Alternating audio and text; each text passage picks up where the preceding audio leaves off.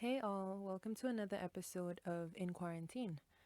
Today we're gonna be getting into this narrative that I've been hearing that honestly, I'll be very frank, it drives me nuts when I hear it, and which is the narrative of the economy. You know, where I am right now, I am in St. Lucia right now. I heard an address given by the Prime Minister in which it was stated, um, right now there are two wars being fought. There's an economic war, and of course, there's the crisis, right? And, when I switch my channel, my news channels to um, news in Europe, covering Europe, news covering the United States, I'm hearing the same thing. I'm hearing this rhetoric of the economy, the economy. And for me, it's almost to the point where it's really being seen and it's being rationalized that there are two wars going on, right? And it's almost as if like people now have to choose which one are they going to focus on, right? And to me it really is mind-boggling, and one of the things about it that makes me just stop and think is the fact that if we are in these conversations talking about the economy, right? We're in a place right now where persons are dying. Some people cannot go out to work and they've been advised not to, and government world leaders have taken the step to allow persons to stay home, right? And if we're at that point where this is what is happening, how can there even be a narrative about the economy if what makes up the economy is in a state of compromise, right? Correct me if I'm wrong, I'm not an economist, but I think, and what I've been getting with my just like my meditations and my solitude is the fact that persons make up the economy. Ideas make up the economy. Behind a business there's a person, sorry. And literally the economy is made up of persons. Now if we're talking about entities, and this is not meant to be this political discussion or whatnot, but if we're talking about entities which are corporations that honestly really do not care about the human to human factor, that's when we could begin to see the economy as like a separate entity that is struggling. And I think for the most part, when I hear persons are saying the economy, and I'm hearing this almost parallel narrative going on about the economy, as if the fact that the economy is not able to be sustained because people are dying, like there's this kind of overlap where the economy is seen as this separate thing that people have to feed. It's seen as this almost like a brother or a sister that's suffering outside of human suffering. And for me, it's just hearing it, thinking about it, I realize that it's because of larger corporations that they're being compromised. That's why we're having these conversations about quote unquote the economy, right? It's not for the average human to human. And even earlier today, I was listening to this um this newscast, and in the United States, there's conversations, and someone in power, a leader, he made a statement about the elderly kind of just sacrificing for the economy. And when I heard that, I was in bed laying down, trying to take a nap, and when I heard that over the TV, I'm like, wow, like people are actually placing the economy ahead of the people. Even in this time where persons are not even sure how their health and their livelihood will continue, there's already talk about the economy. What sense does it really make to have a functioning economy but a suffering people? And I think when we have conversations like these, it's people who don't have to worry about the everyday hurdles that the average person has to jump because they don't have that much access to the economy, because they don't have all these resources and whatnot. And I think what's interesting about it is that from the top, if we look at it like capitalism, which is world economy, from the top you have these ideas, these narratives circulating, and then it trickles down differently towards the very bottom, which are like civil workers and persons just working a 9 to 5 trying to hustle. And these persons from that narrative are just fed up that they have to stay home. These persons don't even care why they're staying home. I've heard persons bash world governments, bash leaders about why they're closing down, or why are they, kind of halting or um, pulling back on certain operations when they need to make money. And persons are upset that they're not making money, right? And my thing is like, I completely get it. From the very bottom of that pyramid, it's kind of like hand to mouth. Like you have to make the ends meet. And if we're in this crisis where the ends are looking blurred, I get why we might be in this space of, okay, like what's really going on? I need to make money, I have children to feed, and I need to do all of that. But the knowledge behind it, people, the knowledge behind the fact of it is that worrying about, quote unquote, the economy, worrying about the pay, worrying about all these financial burdens in the midst of having our health, our very breath of life taken away from us, worrying about a secondary need for living, really places it kind of places us in this situation where it's like, are we even learning the lesson? Are we really even seeing why we're in this situation to begin with? Because we're driven by money. We're not driven by self-love.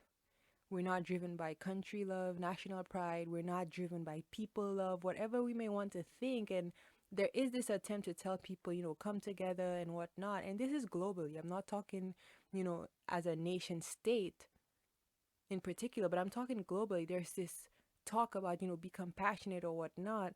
But you're seeing this whole thing of money is overriding even the attempt to make that a gesture, you know? And for me, my message to like the everyday persons who are worrying about the economy and worrying about their livelihood and their jobs, I'm not saying not to worry. I'm not saying, actually, no, I am saying not to worry because I just got convicted. If we go to Matthew chapter 6, verse 25, and it's very interesting because I'm kind of speaking, just for me bringing out a reasoning, and I'm like, I'm not saying not to worry, but what I really am saying is do not worry, and this is from scripture, Matthew chapter 6 verse 25, and verse 25 to 34 is a full passage about why we should not worry, because really God provides. The same way God provides for nature, the animals, everything else, God will provide for humans, because humans are part of nature. Regardless of what we want to believe, regardless of how we've hidden ourselves in our metropolis and our ways of, modernization, regardless of all that, we're part of nature. We're part of this thing called creation, right? So Matthew chapter 6 verse 25 says, "Therefore, I tell you, do not worry about your life, what you will eat or drink, or about your body, what you will wear. Is not life more than food, and the body more than clothes?" And it's interesting, and by the way, Jesus says this. It's interesting because I've heard so many times persons quote Bob Marley, and Bob Marley has this interview where the interviewer asks him, "Do you consider yourself to be a rich man?" And he basically says, you know, "Possessions don't make me rich. My riches is life." And this is kind of exactly like that same tone of what is life? What am I really worrying about? What is this life really worth?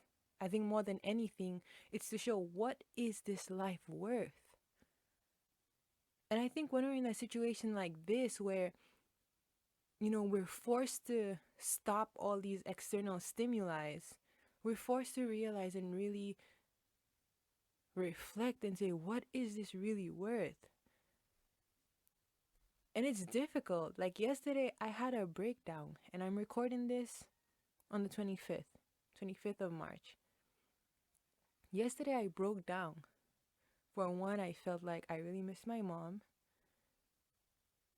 And for two, I felt very uncertain.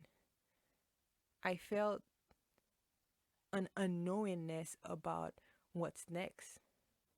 I felt some kind of separation, you know? So I share that to say it's not that, you know, worrying is just this thing where you could just go ahead and, in the midst of a pandemic, I'm smiling and things are well. I'm losing my mind at home because I've never been, and I'm speaking for persons, not for me, because like I don't know if I mentioned this before, but I'm an introvert, so this is really natural to me. But for people, it's kind of like, I'm losing my mind. This is not natural to me. I don't know what to do.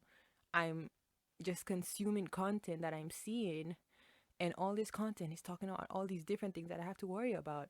They tell me worry about the economy, that these amounts of people may not have jobs. They're telling me this is an estimate of who's gonna die. Am I gonna be part of that statistic? Like there's so many different things that are being placed out there right now, which is also why we should be very, very critical of what we decide to consume.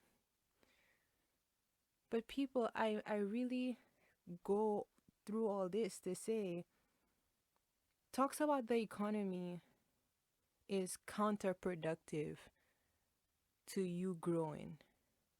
Talks about the economy is counterproductive to your very health and to your very nature of what will sustain you. The economy will fix itself. You will find a job after this ends. Things will straighten out. Whatever payments you have to make, it will work out. The bank will work something out. Your leader will work something out. And it's not because, the banks are so generous and the leaders are so generous and they're so good. It's just because that's the way that God intended for it to be. God intended for us to survive until it's time for him to decide who lives and who dies.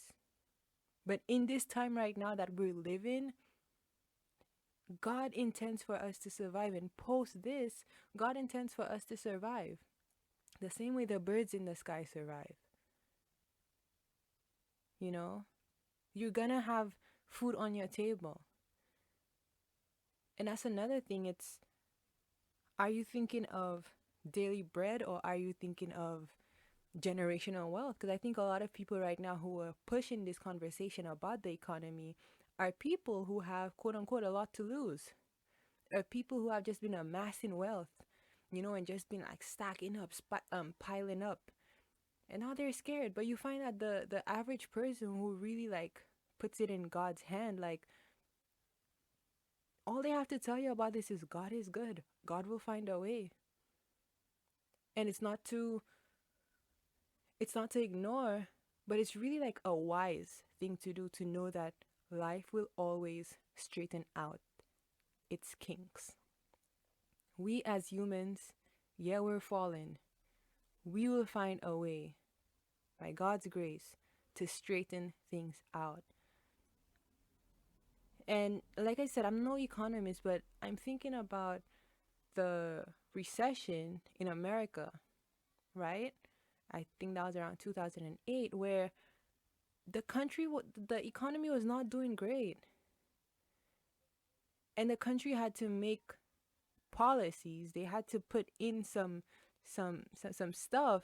They had to stimulate the economy in a way they could rewrite certain stuff whether it's for corporations, whether it's through tax, whatever. I don't know the terminology. But they were able to straighten it out. And that's what I'm saying. It's like if you look at it from a practical stance like that, governments have the authority, governments have the power to just, shift some stuff all the way around and make it work for the goodness of people.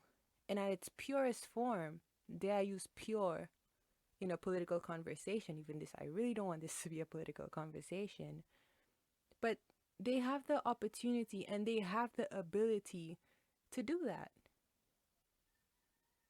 you know? So I think for persons who are overly worried about the economy, please be worried about you. Be worried about where you stand with God. Be worried about where you stand with your family. Be worried about where you stand in life. All these other things could wait, you know? And I also want us to think about the economy in a different light, right? If we were to really take all the money of all the different countries and put all that money together, right? We're going to add up all the money in the world together and it's $10.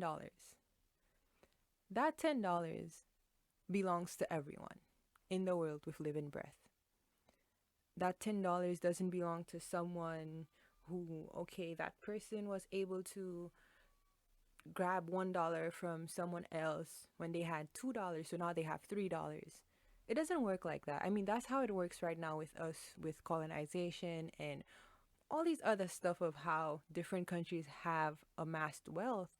But really and truly, to the core, and again, I want to use the word pure, in its purest sense of what it means for human life and for a people and for human beings, which I think that word, and for us to really think what it is to be human, this is a time where we could reevaluate what does that really mean, right?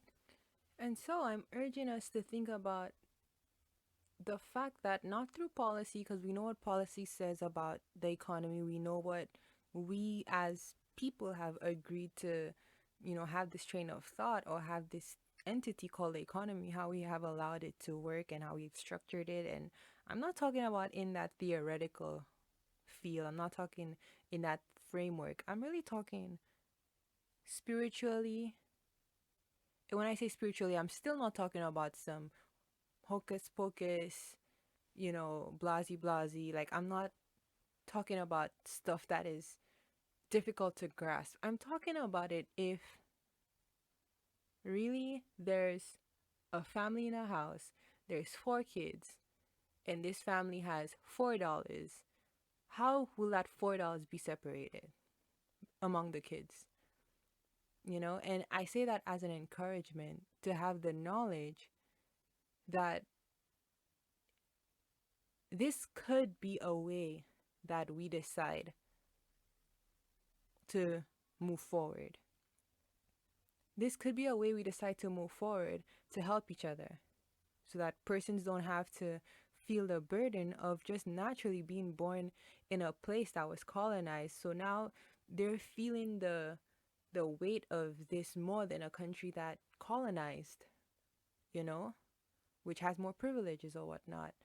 The fact that this could be another way out, this could actually be a way of living for the world, I say that to encourage us, to know that regardless of what happens, regardless of the way that the world decides to move forward with the economy, as what we're talking about right now, that is not the truth of life.